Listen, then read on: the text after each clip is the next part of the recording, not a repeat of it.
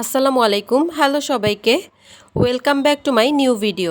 অনেক সময় দেখা যায় আমাদের বাসায় দীর্ঘদিন মুড়ি পড়ে থাকে, যার কারণে মুড়িগুলো নরম হয়ে যায়, সেগুলো আর খাওয়া যায় না। আমরা না খেতে পেরে মুড়িগুলো ফেলে দেই। এখন থেকে আর নরম হয়ে যাওয়া মুড়ি ফেলে না দিয়ে এইভাবে আপনারা খেতে পারেন মিষ্টি মুড়ি ভাজা বানিয়ে। চলুন তাহলে জেনে নেওয়া যাক কীভাবে মিষ্টি মুড়ি ভাজা বানানো যায়। এই মুড়ি ভাজাটা যেমন মচমচে হয় তেমনই খুবই টেস্টি এবং মিষ্টি হয় খেতে। মাত্র 2টি উপকরণ দিয়ে আপনারা এই রেসিপিটি করে নিতে পারবেন। প্রথমেই আমি এখানে মুড়ি নিয়েছি।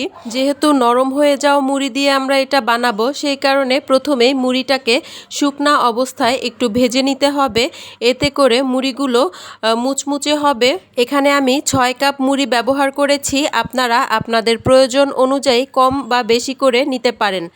এই মুড়িগুলোকে 1 থেকে 2 মিনিটের মতো ভেজে নিতে হবে। খুব বেশি সময় ভাজার প্রয়োজন নেই, আর ভাজার সময় অনবরত নাড়তে থাকতে হবে, তা না হলে মুড়িগুলো পুড়ে যাবে আর কালচে রং হয়ে যাবে।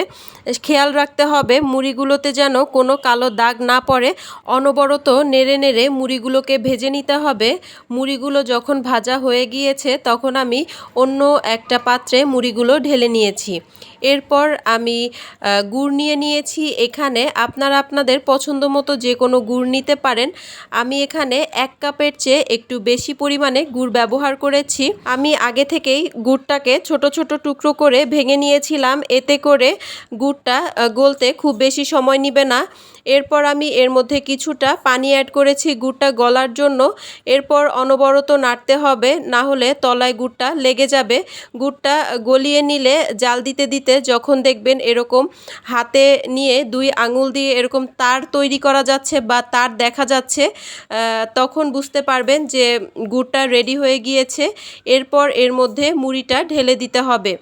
আমি এখানে 6 কাপ মুড়ির জন্য 1 কাপের একটু বেশি পরিমাণে গুড় ব্যবহার করেছি। আপনারা যেই পরিমাণে মুড়ি নেবেন সেই অনুযায়ী গুড়টা নিয়ে নেবেন। গুড়ের মধ্যে মুড়িটা দেওয়ার সময় এক হাতে মুড়ি দিতে হবে, আর এক হাতে নাড়তে হবে। আর নাড়াটা বন্ধ করা যাবে না, তাহলে এক জায়গায় গুড় লাগবে আর এক জায়গায় গুড় লাগবে না। সবগুলো মুড়িতে যেন খুব ভালোভাবে গুড় লাগে সেই দিকে খেয়াল রাখতে হবে। দেখতেই পাচ্ছেন কী রকম অবস্থায় আমি এটাকে নামিয়ে নিয়েছি। আপনাদের বোঝার সুবিধার্থে আমি কিন্তু মুড়ি গুড়ের মধ্যে দেওয়ার পর 1 সেকেন্ডের জন্য এই ভিডিওটাকে কাটিনি, সম্পূর্ণ ভিডিওটা রেখেছি যাতে আপনারা বুঝতে পারেন কতক্ষণ এটাকে গুড়ের মধ্যে দেওয়ার পর নাড়তে হবে।